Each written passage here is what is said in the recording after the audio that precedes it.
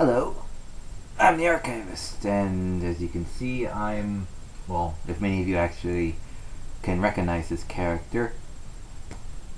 Oh, no one comments to me anyway. Yeah, this is the Evangelion character from the game, Girlfriend of Steel. I forget what her name was. It was Mayo or Mai or something like that.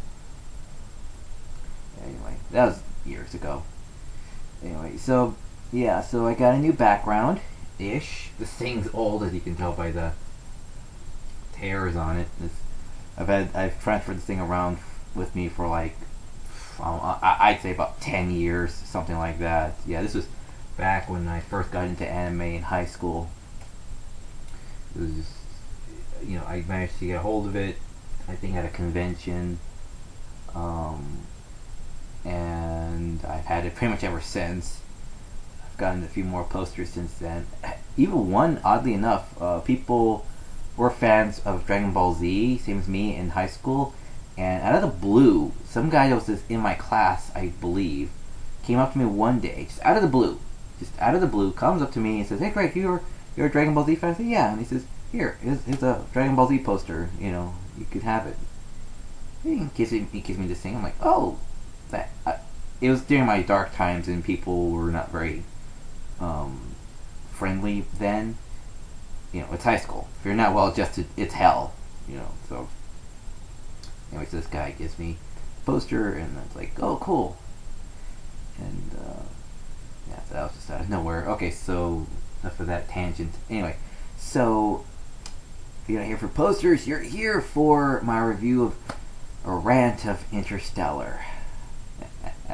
Yes, Interstellar.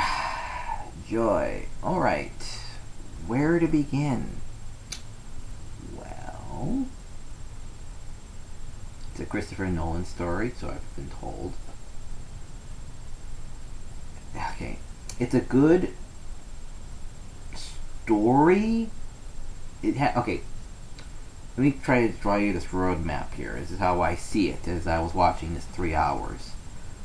I wasn't really bored. I was just annoyed by the science. Just put it that way. Okay, so let's say you draw a map. You go up here, you turn here, you go up there, back here, and go up there. Those are the emotional roadmap, of the story. In each turn is an emotional point where people express emotions, and it's perfect basically. You have the intense drama, you have the heartache, you have the victory, you have the sorrow, you have the determination, you have a lot of stuff, and it's in there, and it's all in its proper place. Now, everything has to be built around that, because that's its emotional core of a film. Now, everything has to be built around that. And everything that has to be built around that is stupid. Yeah, I said it. Stupid, idiotic, moronic. Because you have to twist and turn everything else around it in order to make it fit. In order to have this perfect center, you have to change the laws of physics, morality, and logic to make it all fit. And I'm thinking to myself, no, that's not right. That's not right at all. Okay, first off, the ghost. They introduced the ghost concept. The girl has a ghost in her room because books keep falling off her shelf, and by now it's like the mom's clearly not there, so clearly the mom's dead. However, a character is not mentioned to be dead for a while, and they're just not present throughout the beginning, they're dead. That's just standard. So thinking maybe it could be the mom trying to talk to her, or maybe it's something else, because they're debating whether or not ghosts really exist. The scientific method. So I'm like, okay, they're trying to go somewhere with this. They're trying to explain this as some sort of bizarre phenomenon. Okay, it's good. That's good. And so they're doing it better than that one. Oh, I forget what it was, but with the ghost of the wife that shows the guy after dropping stuff into weird ghost stuff, shows him to where like a waterfall is, or something. Has something to do with a dragonfly, something, I don't know. Like she's supposed to lead him somewhere. It was some late '90s thing or something. I don't know. Anyway, um, yeah. So it introduces the world that the world's now going through another gigantic dust bowl, um, which is good. It's like keeps saying, okay, now the world's in a very very hard time. They have been past war, so apparently we're past the part of war, and now we see the fallout of that, where society still is society. It's not Mad Max territory yet, but it's like it's a hop, skip, and a jump from there. But it talks about how what's his name from Third Rock from the Sun and Dexter. He's all like, "Oh, I remember a time when they came up with a new device or a new gimmick every day, and it was like Christmas, and everyone wanted everything." It's like, oh, I guess he's supposed to be from our generation, I guess, or this generation, current time, or whatever. They don't really give a star date or whatever. Not that I noticed. So it's some time in the future. And uh, and so they introduce the world. They have the back history. They have the current status. Everyone's a farmer. They have to. Wheat's gone, and corn is now the dominant thing to produce as a resource and food for people. And then we show all these bright kid. She's a bright kid, and we have. Okay, I'm getting a little bit ahead of myself. Okay, she has the bright kid. The brother's a jerk who picks on her constantly because he has to, vent himself, which what siblings do. P.S. He doesn't grow out of it. He's still a jerk when he gets older. Yeah, spoilers. And okay, so they find this. They come across this UAV. The drones that the military have. They track it down. The dad hijacks it, brings it in for a landing. Talks about its origin. So there's all this exposition. It's like all right, fine, whatever. It's the first 20-40 minutes of the film. Fine, whatever. And he says the data could have collected. It's been up in flying around the world for 8 years or something like that because it's self-sustaining. It's solar powered, and he takes out the memory core. He even takes it apart and puts it back to the truck and takes it with him for a few more minutes, and then nothing happens of it. It doesn't mean anything. It's there just to give more exposition about more of the world. It's like, okay, I don't think we needed to know, we needed an entire UAV, hacking and, scene to really give 2 minutes more of exposition that you could have already done previously, easily. So so the whole thing was just for exposition. That's all it amounted to. Joy. Okay. You never see it again. It's never mentioned again. They go on to the school because there's a parent-teacher conference. The school system says, "Oh yeah, the moon landings, they were faked. No, there's no moon landing. It's all a con, guy." I'm like, oh god. Because, newsflash, he's an astronaut. Or would have been an astronaut if he didn't crash, which they also didn't really bring up. The movie opens with him dreaming about him piloting this and in mid-crash, and then he wakes up. He's supposed to be traumatized by it, and then nothing. So all we know is that he had experience, he went up into the upper atmosphere, and that he crashed, he's traumatized by it, and that's it. It doesn't amount to anything except giving him... It's a bit of a show, which is what they should have be doing more in this film, is that they showed that he has a pass, that he's a pilot, he's capable, what his credentials are, and now we see he's a farmer afterwards. So yeah, so it's within the span of a minute, we are shown his past and present, which is good. That's good. That's how you should do this. And he gets her suspended because he didn't like the way that they thought that NASA and the space program was just a waste. It's just a parlor trick to get money. Blah blah blah. Something about uh, trying to get the Russians to spend more money and thus crash themselves. It was all just a dupe, a ploy, a trick to do that. Alright, okay. And so we get more about the ghost. There's this big dust bowl coming, and they see these strips of dust in on her floor of her room, on the little girl's room, and I'm not making this up.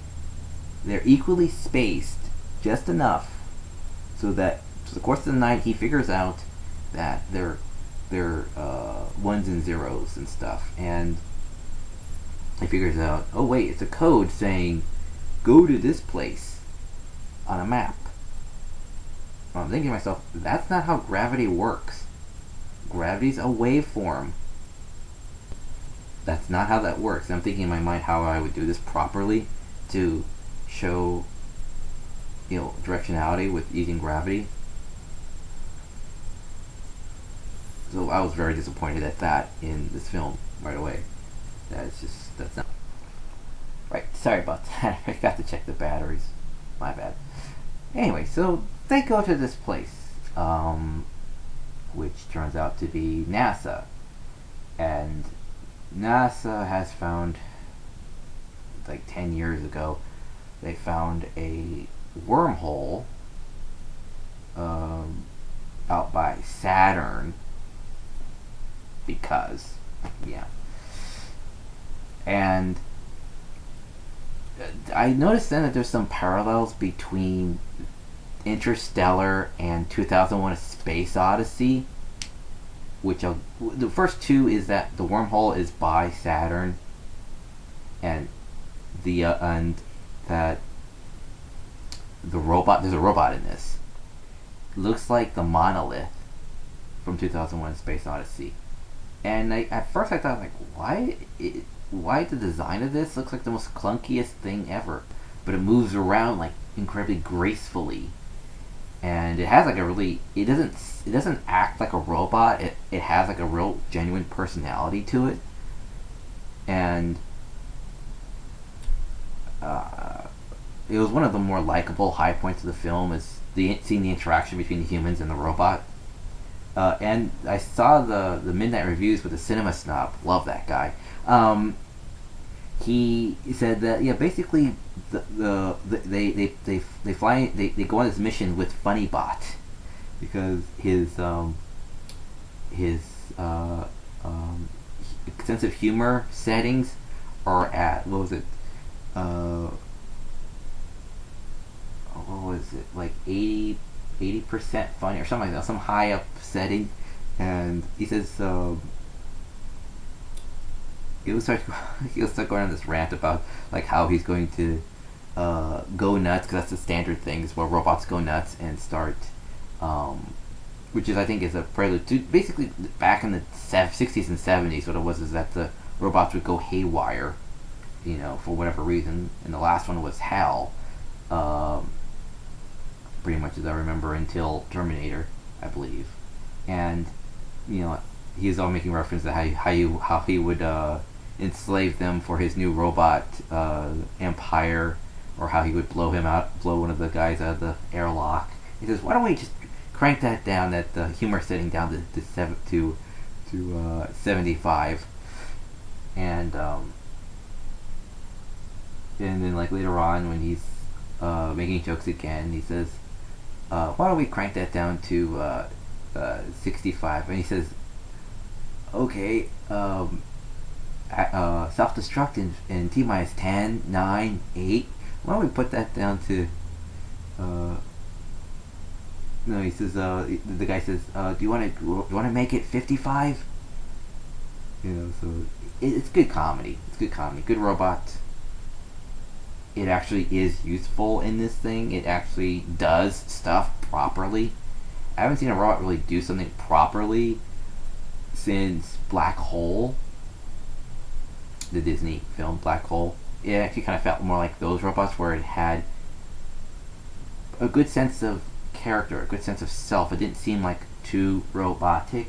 It seemed very organic and very natural personality. You know. So yeah. So anyway, so they fly through the wormhole, and the big emotional pull in this film is the time dilation relativityness, which they don't explain really in the trailer. They just say it's going to happen, and then they explain it in the film, and I'm like, oh, really? So traveling through the wormhole, and this whole mission is not going to give them time dilation. It's the fact that, get this, 2 of the planets or something like that orbit around a black hole called Gargantuan. Yeah, you're gonna restart society on a planet orbiting a black hole. How is that even? I don't know the word for it. The closest thing would be logical, but I don't even think it's even that. Sane would be another word, but I don't think that even covers it either. And it's just, so they come up with this plan to pop down to the water world real quick, and try to spend less than an hour down there, pick up said information, because all the planets, the couple planets within their reach, are giving the thumbs up, saying, yeah, we're good,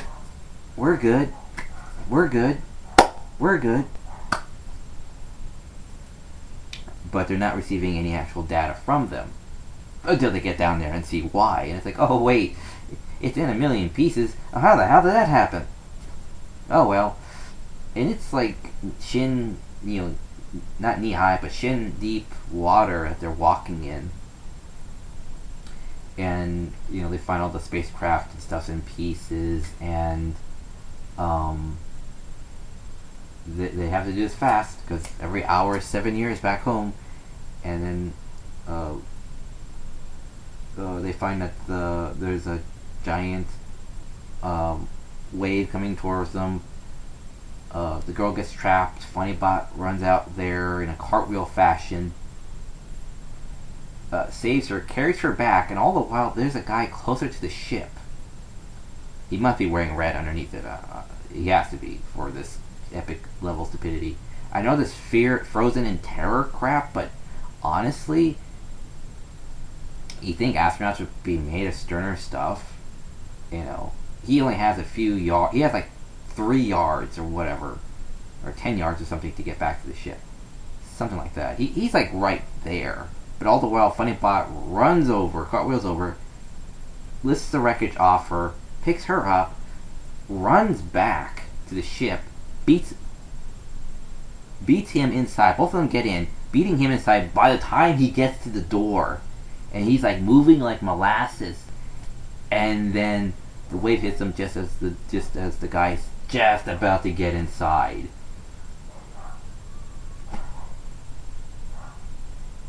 And it's just like, how do you not see this coming? The thing's like 500 feet high. A rumble, a roar, a shake, something. You would notice a giant wave coming at you. It doesn't just appear out of nowhere. And there's 3 of you guys looking in different directions, looking for this wreckage. I'm pretty sure at some point someone's capable of looking up, to the south at any given point and see, oh wait, it's coming awfully fast. I better get inside that ship. So they finally get inside the ship. They ride it like a surfboard up and down, and then they give more, not exposition, but like more. Uh, they talk about their feelings, blah blah blah. And this is only like a 20-minute scene, honestly. And it feels like a 20-minute span. They're not spending all. It honestly, it felt more like they spent less than an hour down there. Because by the time the engines, you know, are dried out, they fly back up, and then they get back to the ship with the other astronaut. You know, he says, "Oh, it's been 23 years." It's like, BS. That's to have been about 3 hours. They were only down there less than one. What? What? And they didn't get the black box. She couldn't hold on to it or whatever. And I was thinking to myself, why isn't there any Wi-Fi in this? Why couldn't you just go hover above the planet, you know, connect to the black box, which is orange, you know, download the information, and then zip back? Why land at all?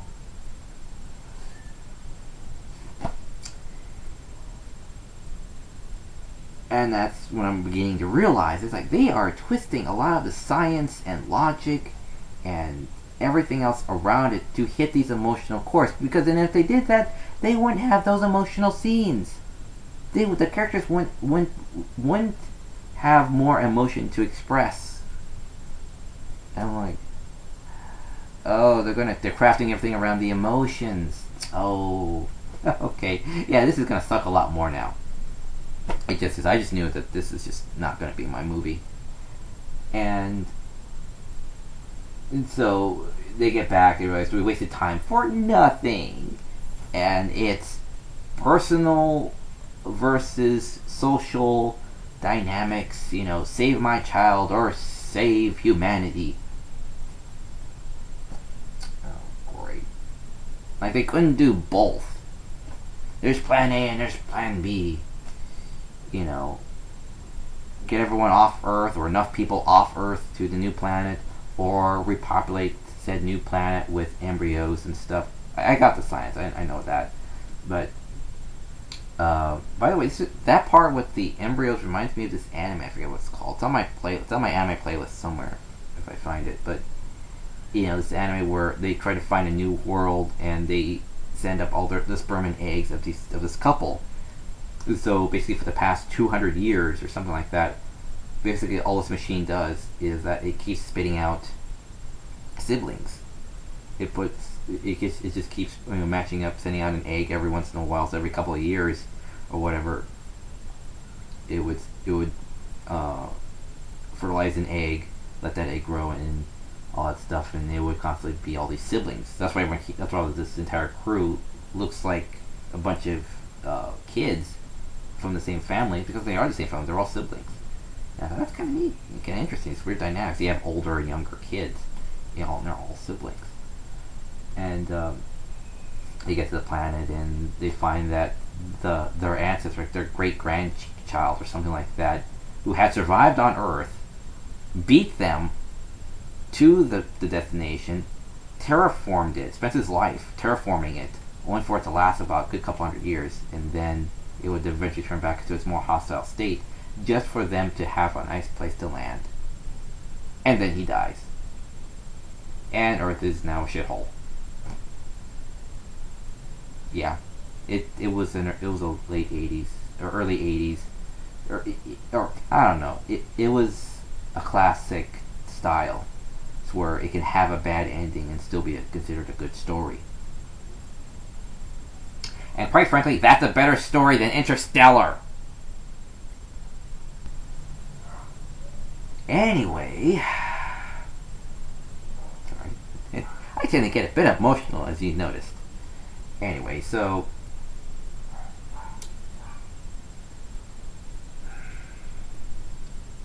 they go to the second planet, where the girl, what's her name's love interest is at. One of the guys from Good Will Hunting or whatever. Anyway, Matt Damon, I think. Yeah, he's there, and basically to sum this up, he goes a bit nuts. And he does. It's like, and what else? Since the robot's not going nuts, we gotta have that guy that goes nuts and screws everything up, making everything worse for the middle act. You know, there's that part. Oh my god. Like, really? Really? He has to? Does he really have to? It's like, he has to. Otherwise, we wouldn't have this whole middle part that is needless. So yeah, he goes nuts. He blows up the other aged 23 years astronaut guy. The robot survives. He fakes all the data, so it's just a frozen wasteland with frozen clouds, which is actually kind of cool. Giant Swiss cheese mountains, which was kind of cool. And that's it. So his world is unviable. And he hijacks a ship, almost kills the pilot guy. He gets back up to the ship, he doesn't dock properly, and in the middle of his Nolan log, as the Nostalgia Critic puts it, is he blows up because he opens the air. He overrides all the safety features, opens the airlock, blows up a small section of the orbital ring thing they brought with them, which is also a weird nod to 2001. So the pilot showing his epic skills. This thing's spinning with debris flying off of it. He gets underneath it, finds the same rotation, goes in, clamps on, and is able to slow it down, and then does like repairs and stuff. It's almost, oh no, we're heading towards that black hole thing, and it's like, okay. I guess the story's going, down the universal drain here at this point. They said, we're going to fly by and then release some weight and carry you off towards the third world. Okay. So they do that, and then he releases not only the robot, but himself as well. So that the scientist can go to the third world and hopefully be able to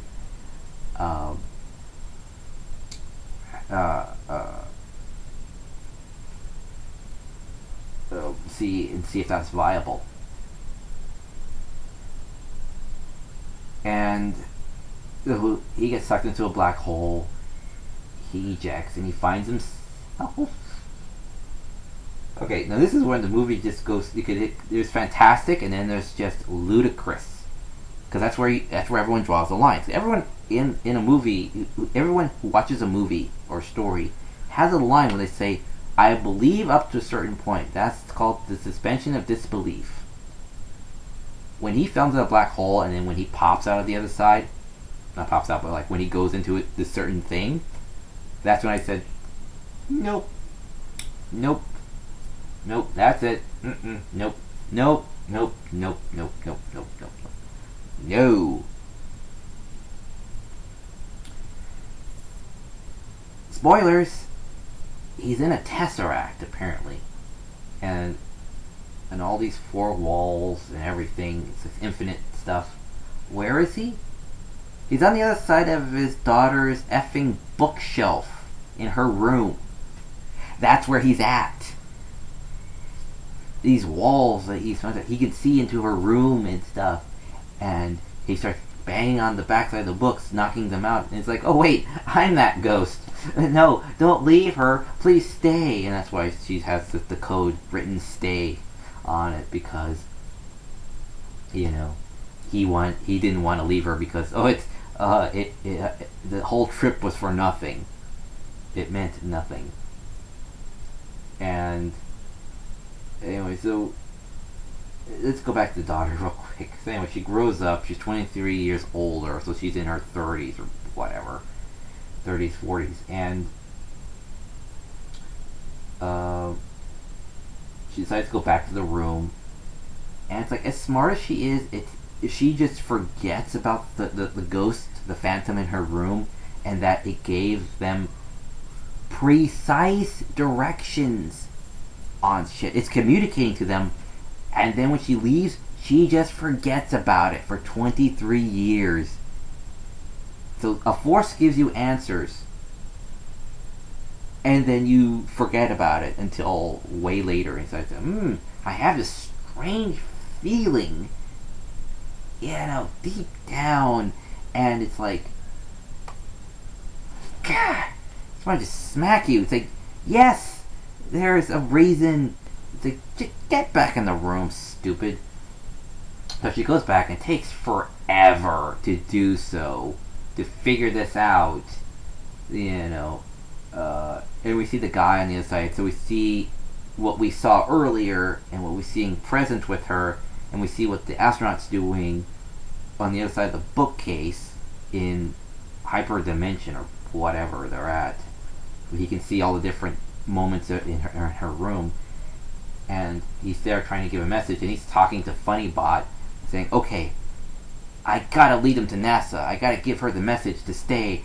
I gotta give her a message in Morse, and we'll use the watch third hand in order to give Morse, to give her the information she needs to finish the equations for the gravity, whatever, so that humanity can be saved, so they can do Plan A, efficiently. And so he does that, and then the Tesseract closes up, and then he finds himself floating in space, and they save him, and it's some more years later. It's like some 50 years later, or something like that. And he wakes up in a hospital. He goes to his wife. He goes to his daughter, who's on her deathbed, and she tells him to go and find the astronaut girl, lady, his the co-pilot or whatever, the scientist lady, to go and find her on the third world. And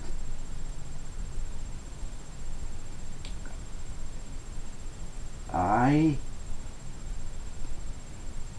cannot. It's too much of a given. It's too much of, and then the hand of God descends from heaven and gives man fire, or something like that, or gives man wisdom, or knowledge, or something like that. It's like, it's just too much of a given. A higher up just gives the lower being, the wrench, or the tool things necessary to do this. And it's like, I don't buy that. I honestly don't. I honestly don't buy that at all. That this whole thing was set up by a higher force, to help this one incident in human history. I don't know. I just don't buy it. No, I can't. I can't. For the logic and life of me, I can't.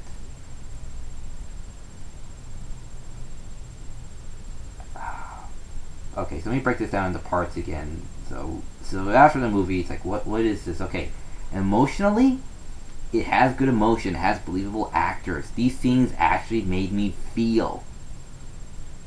So the core emotional map of this film is genuine. You feel for these characters.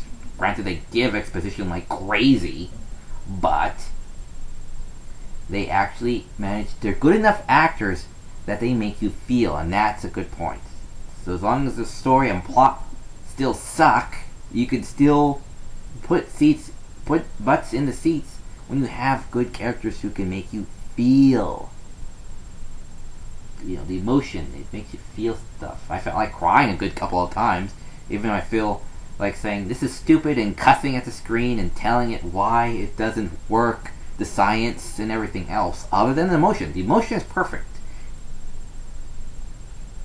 The emotional map is perfect. It's everything else that's built around it is stupid. And what else is there? Oh, the audio on this. This is really, I gotta mention this. There was back in the day, with another anime. You might have heard of this one called Evangelion. Um, I believe it was, yeah, it was the end of Evangelion. It was part two. The movies, the first movies that came out after the '90s series ended. Oh god.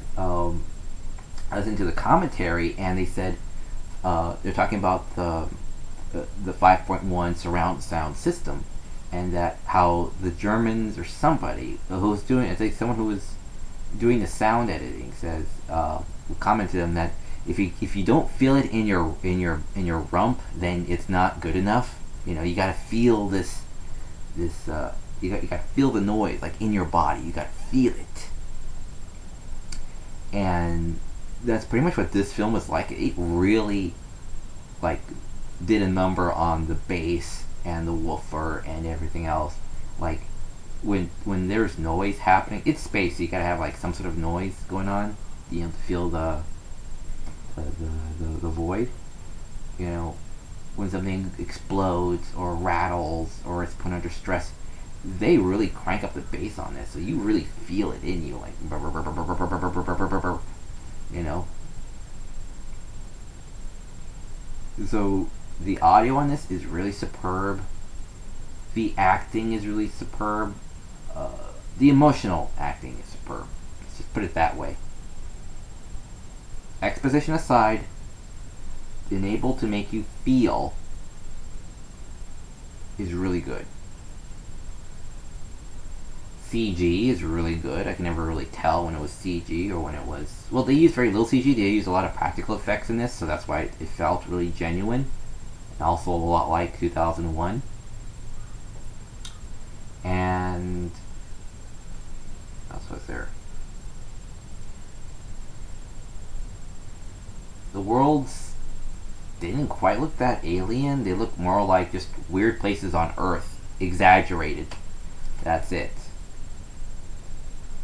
The ending as a setup for the sequel. And that's about it, really. There's a strong sense of history in this,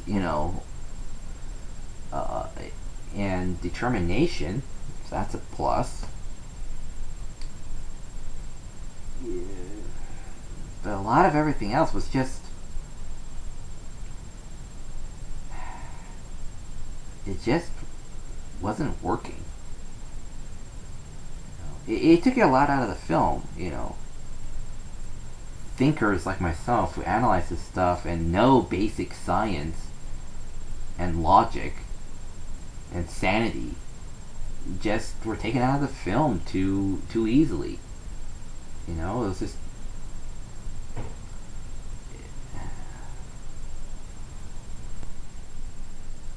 was just... you can't... I don't know what else to say. It's just like many of the other critics on the internet have said, where you can't put too much thought into this, otherwise you're taken out. You gotta like tune out and just take it as is in order to really enjoy it, all that emotion properly. Not getting bogged down with like, no, that's not right. No, that's not. Why would he do that? It's like, why are you doing this? And so basically, if you want to go in for the emotion only, then I recommend this film. If you're going in for the logic and science and sanity, I wouldn't recommend it to you then. And that's about it, honestly.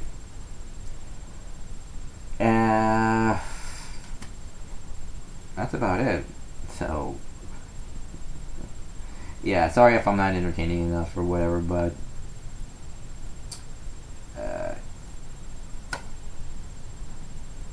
that's just my movie experience. It's a Thanksgiving. I'm here alone. It's like, what am I gonna do? I just went and saw Interstellar because my brother said it was interesting and stuff. He said he liked it. And yeah, it's a good emotional film. I'm just a scientific-y guy. I'm the nerd. I'm the science guy. you know. So yeah, I'm gonna have a problem with it. So yeah, all right, enough going around in circles. So if you have any comments, please write them down below. And until the next movie, which I don't know when, but until the next film, take care and see you on the other side of the screen.